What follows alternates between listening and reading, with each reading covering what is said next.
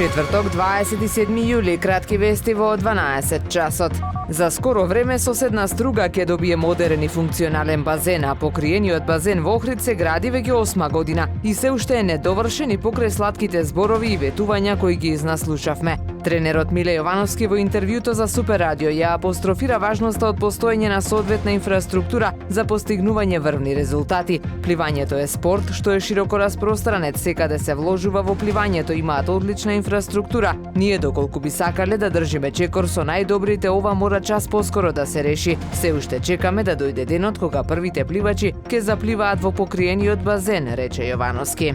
Во сабота на 29 јули на плоштадот кај Долнапорта од 19 часот ќе се одржи второто издание на Вкусете го Охрид локално во организација на Slow Food Охрид. Посетителите ќе може да вкусат и да купат охридски специјалитети приготвени на традиционален начин, органска храна, рустичен леп од кисело тесто, масло од лешник, како и да ги дегустираат најдобрите вина и пива од локалните пивари и винари. Во месец мај во Охрид биле издадени 9 одобренија за градба, објави Државниот завод за статистика. Од нив на 5 инвеститор е физичко лице, а на 4 правен субјект. Предвидена е градба на 176 станови со вкупна корисна површина од 10.834 метри квадратни. Во анализираниот период во општините Струга и Дебрца не се издадени одобренија за градба.